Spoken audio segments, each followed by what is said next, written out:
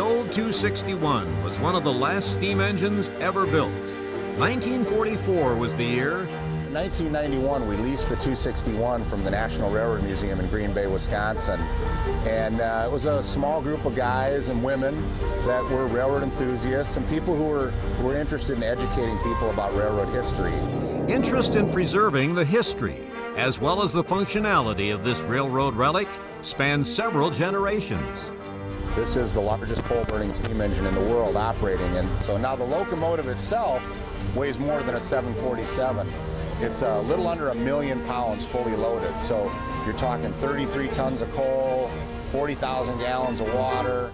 Now, where are the pistons in all of this? They're in through here somewhere? Well, this is your main connecting rod right here. So the steam locomotive, your piston is right in here. And I see, it goes right there. Yeah, your steam comes down through there, and it's going to push this big connecting rod around, and it's going to turn those wheels. Now, if you look down here, you'll see the brake shoes. Oh, these are the brake shoes there that keep the locomotive stopped, but then behind there you'll see that pipe coming down. Yep. That's where we can place sand on the rails. Now, I don't see a gas pedal anywhere here, but well, how do you get this thing going? Yeah, there's no steering wheel. No steering wheel. No steering wheel on this thing. So up here you've got your throttle, all right? And we've got this locked off right now. But you got your locomotive. Literally locked off. Yeah, you got your throttle up here. This is what puts the sand on the rails that we talked about. Okay. All right. And then this is forward and reverse. And this is the brakes down here. This is your locomotive brake, and this is the train brake. So we can stop the locomotive separate from the train. Over here, we've got the water glass. Now this is what tells us how much water's in the boiler. Now the fireman, he's on that side over there. He's continuously putting coal in, and he's putting water in the boiler. So He puts the coal in a little different than you did years ago, though, yeah, right? he's got an auger through the floor, so there's an automatic screw that runs through the floor, and then it sprays the coal in over the fire.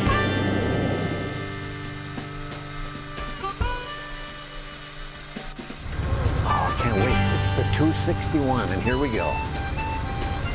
Good morning. Good morning. How are you? You want to punch my ticket there? Looking good.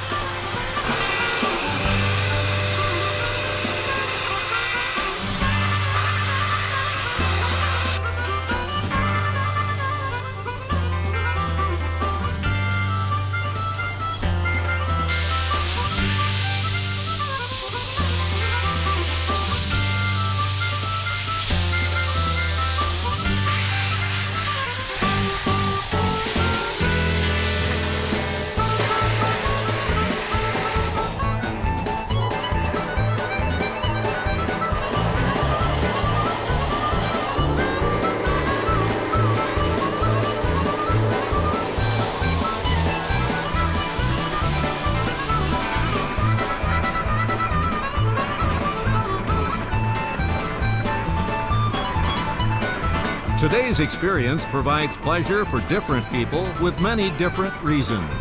And why do you like it so much? Well, the first one just blew us away. We had no idea how amazing the experience would be, and we wanted to share it this time with my mom and with our kids so that they could enjoy the beauty of the cars and also the experience of the fall colors.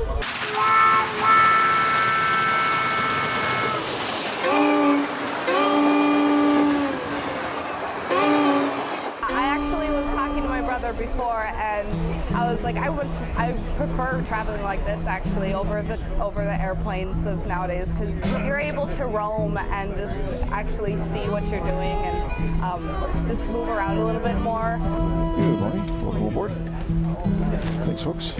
All right, there you go. Welcome aboard.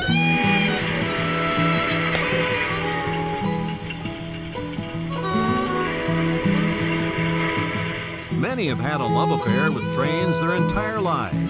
Model trains can attest to that. Others simply yearn for the chance to do what they thought they might never do.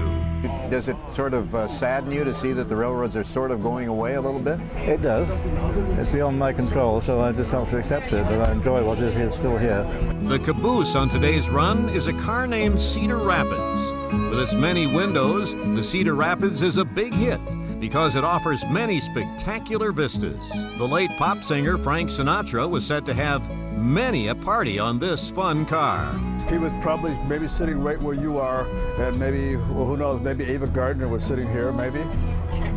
Or maybe, Nancy's daughter or on his maybe, knee. maybe Mia Farrow, one of his wives was sitting here. Scooby-Dooby-Doo, do-do-do-do-do, ya-da-da-da-da.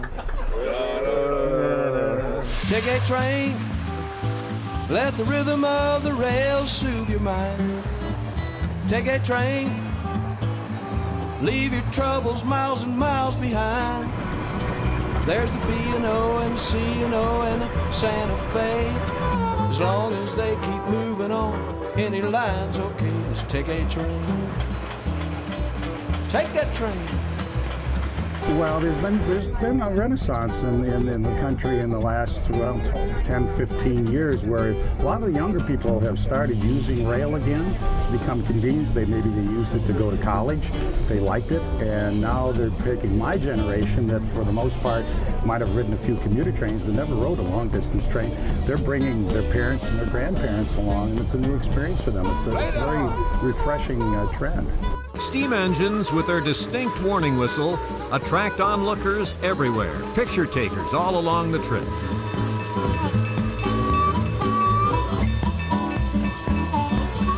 This trip in mid-October is called the Color Tour because of the full palette of colors offered by sumac and aspen, maples and oak trees.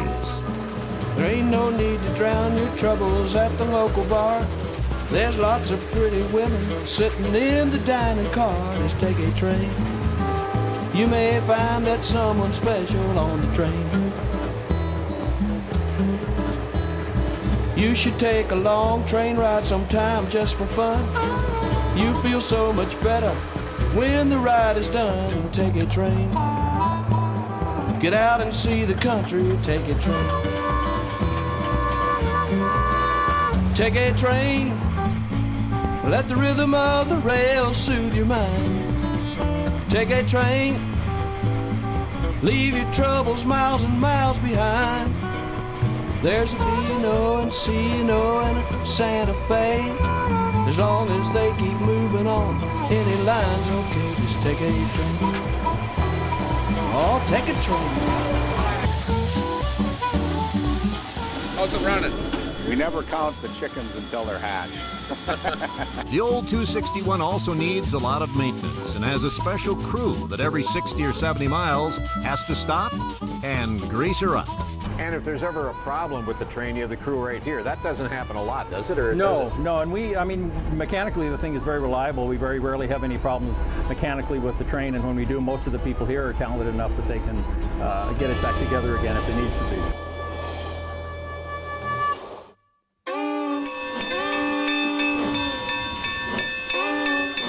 The Save the 261 effort is funded totally from donations and is almost 100% volunteer workers.